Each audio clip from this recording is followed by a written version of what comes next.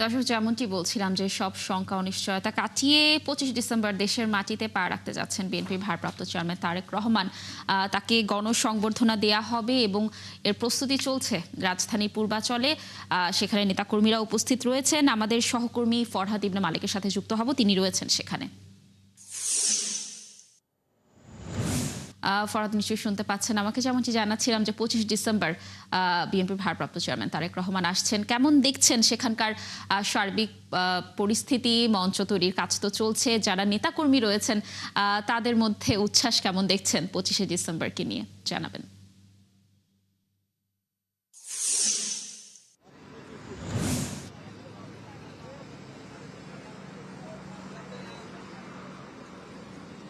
মোটামুটি বলতে গেলে দেড় যুগের একটা সময়, একটা অপেক্ষার একটা চাতক পাখির মতন যে বাংলাদেশ তাকিয়ে রয়েছে, একটা গণতন্ত্র, যে অথরা গণতন্ত্র বাংলাদেশে প্রতিষ্ঠিত হওয়া এখনো পর্যন্ত বাকি, সেই গণতন্ত্র প্রতিষ্ঠার একটা সূতিকাগার হতে চলেছে 25শে ডিসেম্বর, যেখানে বিএনপির ভারপ্রাপ্ত চেয়ারম্যান তারেক রহমান দেশে ফিরবেন প্রায় 18 বছরের কাছাকাছি সময় পরে।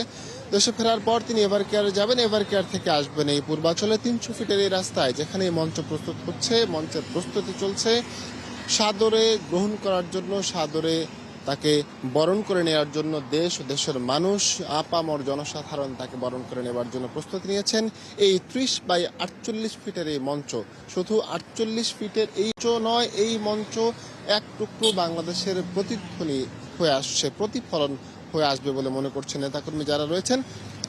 আমরা এখানে যারা এসেছেন তাদের সাথে আমরা কথা বলেছি, তারা বলছেন যে এই আনন্দের সময়, এই আনন্দ মুহূর্ত তারা বরণ করতে চান, তারা সবাইকে নিয়ে তারা এই আনন্দ মুহূর্তটাকে উপভোগ করতে চান, তারা জানতে চান এবং জানাতে চান তাদের মনের কথা। আমরা এরকম দু একজনের সাথে একটু কথা বলতে চাই, যে আপনার সাথে একটু কথা বলতে চাই আমরা, যে এত বছর পর, প্রায় 18 বছরের কাছাকাছি সময় পর তারেক রহমান আসছেন, আপনাদের কর্ম পরিকল্পনা কেমন আর আনন্দ কেমন হচ্ছে?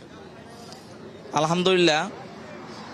এদের মধ্যে আমাকে আপনি যে প্রশ্ন করেছেন, আনন্দ তো বলার, এটা আমার ভাইরে আনন্দ কিভাবে আপনাকে আমি বোঝাবো, এই আনন্দ কোথায় রাখবো আমি সেটাও জানি না।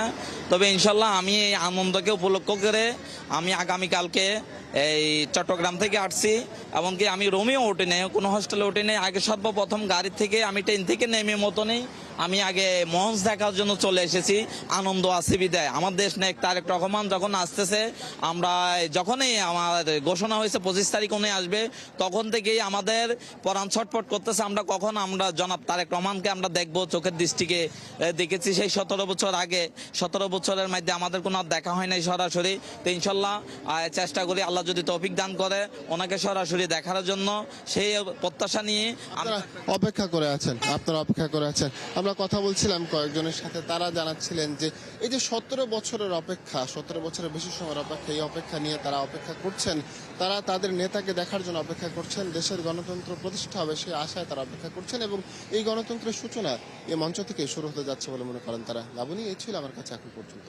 ফরহাদ, ধন্যবাদ আমাদের সাথে যুক্ত থাকার জন্য। আপনি থাকুন সেখানে, নিশ্চয়ই আমরা এই বিষয়ে আরো তথ্য পরবর্তী সংবাদ সঞ্চয়গুলোতে আপনার মাধ্যমে দর্শকদেরকে জানানোর চেষ্টা করব।